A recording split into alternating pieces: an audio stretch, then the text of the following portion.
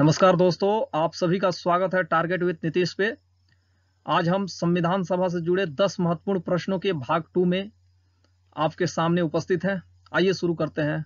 पहला प्रश्न, एक निर्वाचित संविधान सभा द्वारा भारत के संविधान के निर्माण करने का प्रस्ताव दिया गया था।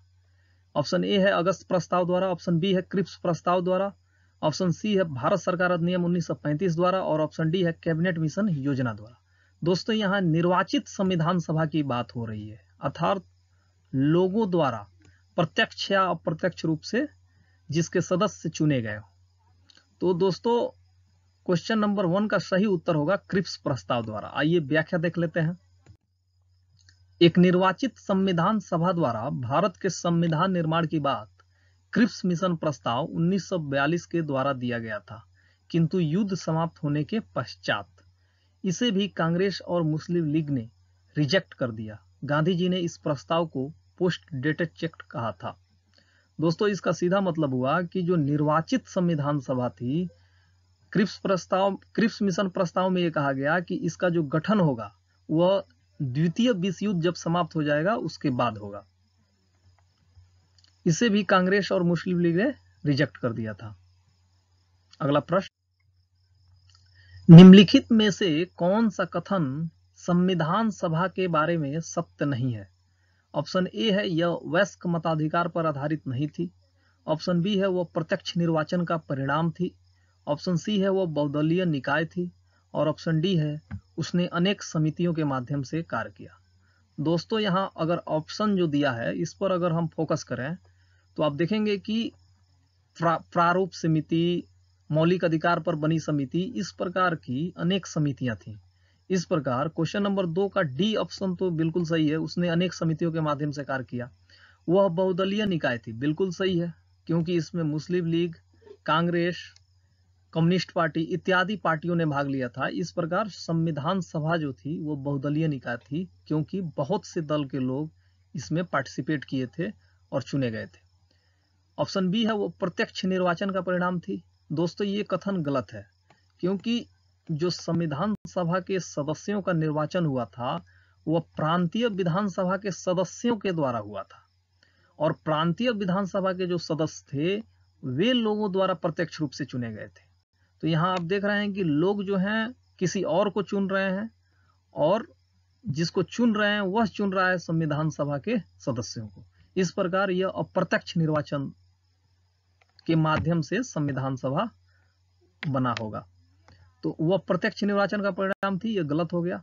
ऑप्शन ए है यह वयस्क मताधिकार पर आधारित नहीं थी।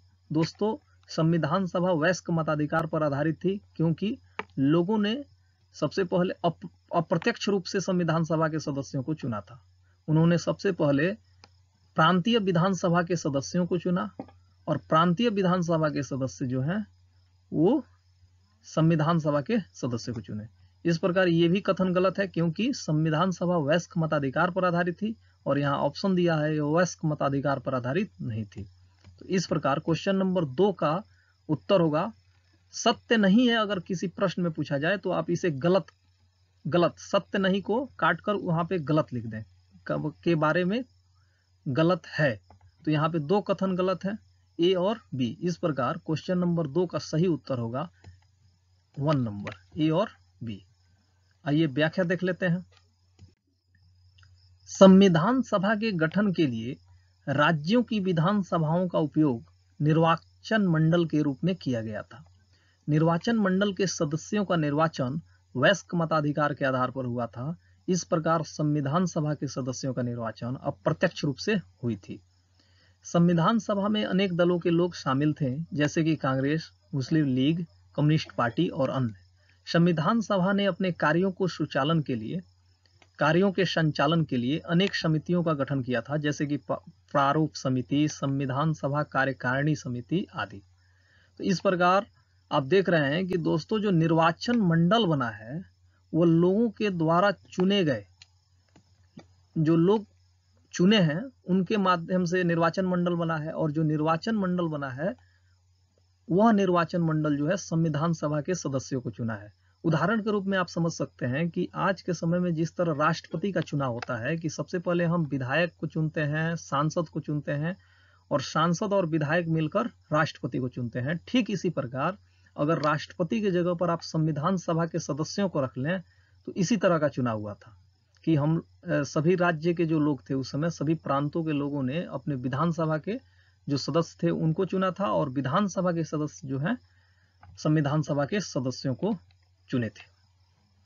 अगला प्रश्न, संविधान सभा को संबोधित करने वाले प्रथम व्यक्ति कौन थे? ऑप्शन ए है सच्चिदानंद सिन्हा, ऑप्शन बी है जेबी कृपलानी, ऑप्शन सी है राजेंद्र प्रसाद और ऑप्शन डी है भीमराव अंबेडकर। दोस्तों, जब संविधान सभा का उद्घाटन 9 दिसंबर 1946 को हुआ था तो सबसे पहले संविधान सभा को जो संबोधित करने वाले व्यक्ति थे वो जेबी कृपलानी थे। इस प्रकार सही उत्तर क्वेश्चन नंबर 3 का बी होगा, जेबी कृपलानी। अगला प्रश्न, व्याख्या देख लेते हैं जेबी कृपलानी कौन थे। जेबी कृपलानी भारतीय राष्ट्रीय कांग्रेस के अध्यक्ष 1946 से 47 तक रहे। 15 अगस्त 1947 को जब भारत को आजादी मिली तो यह कांग्रेस के अध्यक्ष थे। इनकी पत्नी का नाम सुचेता कृपलानी है।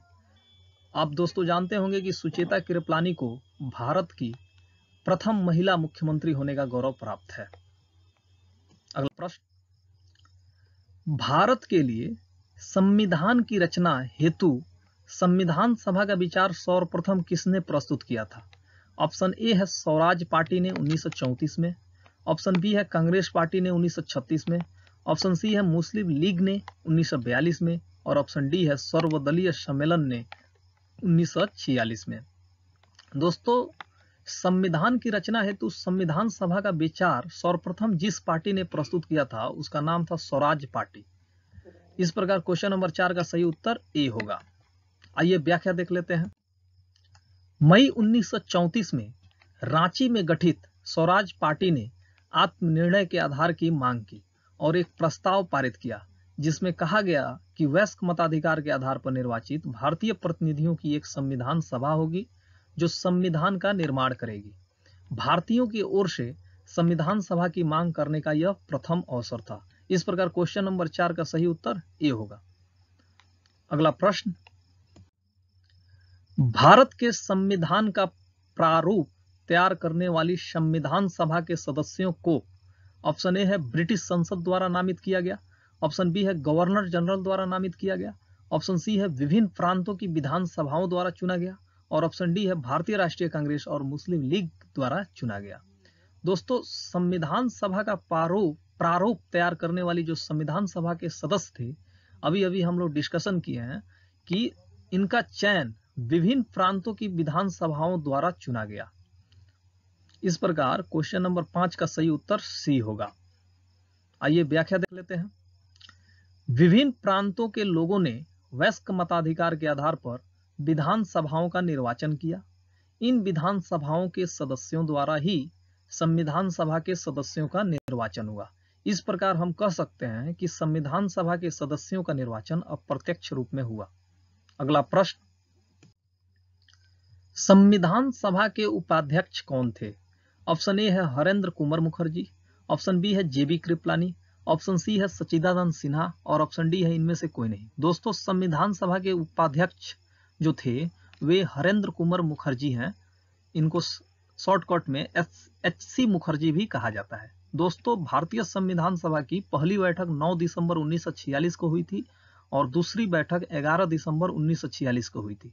11 दिसंबर 1946 के दूसरे बैठक में भारतीय संविधान सभा का प्रथम स्थायी अध्यक्ष राजेंद्र प्रसाद को चुना गया और उपाध्यक्ष हरेंद्र कुमार मुखर्जी यानी कि HC मुखर्जी को चुना गया। इस प्रकार क्वेश्चन नंबर 6 का सही उत्तर ए होगा। अगला प्रश्न, आइए पहले व्याख्या देख लेते हैं। संविधान सभा के उपाध्यक्ष HC मुखर्जी थे।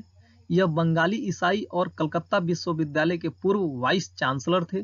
भारत के स्वतंत्र होने पर इन्हें बंगाल का राज्यपाल बनाया गया था। संविधान सभा में भारत के विभाजन यानी पाकिस्तान के बन जाने के बाद सदस्यों की संख्या कितनी हो गई? ऑप्शन ए है 290, ऑप्शन बी है 292, ऑप्शन सी है 294 और ऑप्शन डी है 299। दोस्तों, जब भारतीय संविधान सभा का गठन हुआ था 1946 में, उस समय संविधान सभा में 389 सदस्यों की संख्या थी, लेकिन जब भारत और पाकिस्तान का विभाजन हो गया 14 अगस्त के मध्य रात्रि को, तो जो संविधान सभा उसके बाद पुनर्गठित हुई, तो उसमें संविधान सभा जो भारत में रही उसमें सदस्यों की संख्या 299 हो गई। इस प्रकार क्वेश्चन नंबर 7 का सही उत्तर डी होगा। आइए व्याख्या देख लेते हैं। भारत के विभाजन के बाद जो पुनर्गठित संविधान सभा बना उसमें सदस्यों की संख्या 299 हो गई, जिसमें से ब्रिटिश प्रांतों से 229 सदस्यों का चुनाव और देशी रियासतों की ओर से 70 सदस्यों को मनोनीत किया जाना था। इस प्रकार दोस्तों आप देख रहे हैं कि 229 प्लस 70 299 हुआ। इसका मतलब हुआ कि जो पुनर्गठित संविधान सभा के पहले की संविधान सभा थी उसमें जो चीफ इलेक्शन कमिश्नरी था, उसमें चीफ कमिश्नरी क्षेत्र जो हुआ करता था उसमें से 4 सदस्य संविधान सभा में शामिल किए गए थे। लेकिन जब संविधान पुनर्गठित हुआ तो चीफ जो कमिश्नरी क्षेत्र था उसमें से संविधान सभा में एक भी सदस्य शामिल नहीं किए गए थे। यही कारण है कि प्रांतों से 229 सदस्यों का चुनाव हुआ और देशी रियासतों से 70 सदस्य का चुनाव हुआ। इस प्रकार कुल 299 सदस्य हुए। अगला प्रश्न, संविधान सभा की पहली बैठक के संदर्भ में कौन सा कथन गलत है? ऑप्शन ए है संविधान सभा की प्रथम बैठक में ही एच.सी. मुखर्जी को उपाध्यक्ष चुना गया। ऑप्शन बी है संविधान सभा की पहली बैठक में केवल 207 सदस्य भाग लिए थे। ऑप्शन सी है संविधान सभा की पहली बैठक में 9 महिलाओं ने भाग लिया था। और ऑप्शन डी है उपरोक्त में से कोई नहीं। दोस्तों संविधान सभा की पहली बैठक के संदर्भ में इसमें क्वेश्चन ऑप्शन नंबर बी बिल्कुल सही है, क्योंकि संविधान सभा की पहली बैठक में केवल 207 सदस्य ही भाग लिए थे। ऑप्शन नंबर सी भी बिल्कुल सही है, क्योंकि जो संविधान सभा की पहली बैठक हुई उसमें 9 महिलाओं ने ही भाग लिया था। और जो ऑप्शन ए है कि संविधान सभा की प्रथम बैठक में ही एच.सी. मुखर्जी को उपाध्यक्ष चुना गया था, यह बिल्कुल गलत है, क्योंकि एच.सी. मुखर्जी को 11 दिसंबर को जो दूसरी बैठक हुई संविधान सभा का, जिसमें राजेंद्र प्रसाद को स्थायी अध्यक्ष और एच.सी. मुखर्जी को उपाध्यक्ष चुना गया था। और यहाँ प्रथम बैठक की ही बात हो रही है कि इसी बैठक में एच.सी. मुखर्जी को उपाध्यक्ष चुना गया था। इस प्रकार यह ऑप्शन गलत है। तो क्वेश्चन नंबर 8 का प्रश्न भी है कि कौन सा कथन गलत है, तो ए नंबर गलत है। इस प्रकार क्वेश्चन नंबर 8 का सही उत्तर ए होगा। अगला प्रश्न, पांडुलेखन समिति में कुल कितने सदस्य थे? ऑप्शन ए है 4, ऑप्शन बी है 5, ऑप्शन सी है 6 और ऑप्शन डी है 7। दोस्तों पांडुलेखन समिति जो हो रही है यहाँ पे बात, जिसकी पांडुलेखन समिति को ही प्रारूप समिति कहते हैं, जिसका नाम अक्सर आप किताबों में पढ़ते रहते हैं। और प्रारूप समिति का अध्यक्ष जो थे वो भीमराव अंबेडकर जी थे और इसमें कुल 7 सदस्य थे। इस प्रकार क्वेश्चन नंबर 9 का सही उत्तर डी होगा, 7। आइए व्याख्या दे लेते हैं। प्रारूप समिति को ही पांडुलेखन समिति के नाम से जाना जाता था। इस समिति में कुल 7 सदस्य थे। इसके अध्यक्ष डॉक्टर भीमराव अंबेडकर थे। प्रारूप समिति का गठन 29 अगस्त 1947 को हुआ। निम्नलिखित में से कौन संविधान सभा का सदस्य नहीं था? ऑप्शन ए है doctor Rajendra Prasad, option B है doctor V R. Ambedkar, option C है पंडित जवाहरलाल नेहरू, ऑप्शन डी है बी.एन. राव और ऑप्शन ई है सी और डी दोनों। दोस्तों आप अच्छी तरह जानते हैं कि पंडित जवाहरलाल नेहरू संविधान सभा का सदस्य थे, बी.आर. अंबेडकर भी संविधान सभा के सदस्य थे, डॉक्टर राजेंद्र प्रसाद भी संविधान सभा के सदस्य थे। और डी ऑप्शन जो बी.एन. राव है ये संविधान सभा के सदस्य नहीं थे, ये केवल संवैधानिक सलाहकार थे। बी.एन. राव एक पूर्व आईसीएस अधिकारी थे और ये जो भारत और बर्मा का संविधान बना उसके निर्माण में इन्होंने महत्वपूर्ण भूमिका निभाई संवैधानिक सलाहकार के रूप में। और ये भारतीय संविधान सभा के सदस्य नहीं थे, ये साइड से होकर काम कर रहे थे संवैधानिक सलाहकार का। इस प्रकार क्वेश्चन नंबर 10 का सही उत्तर डी होगा। आइए इसकी व्याख्या देख लेते हैं। बी.एन. राव, जिनका पूरा नाम बेनेगल नरसिंह राव है, संविधान सभा के संवैधानिक सलाहकार थे। ये संविधान सभा के सदस्य नहीं थे। इन्होंने भारत तथा बर्मा के संविधान निर्माण में महत्वपूर्ण भूमिका अदा की। ये आईसीएस अधिकारी रह चुके थे। दोस्तों इसी के साथ संविधान पर आधारित संविधान के संविधान सभा पर आधारित भाग 2 का यह अंक यहीं समाप्त होता है। कल फिर मिलेंगे संविधान सभा के भाग 3 के साथ। अगर आप इस वीडियो का PDF चाहते हैं, जितने भी प्रश्न इस एपिसोड में शामिल किए गए हैं, अगर उनका PDF चाहते हैं तो आप हमें टेलीग्राम पर सर्च कर सकते हैं, टारगेट विद नीतीश। आपको PDF की प्राप्ति हो जाएगी। इसी के साथ इस एपिसोड से अपने दोस्त यानी नीतीश कुमार को दीजिए इजाजत। कल फिर मिलेंगे इसी समय, इसी चैनल पर संविधान सभा के भाग 3 के महत्वपूर्ण प्रश्नों के साथ। तब तक के लिए शुभ विदा, नमस्कार।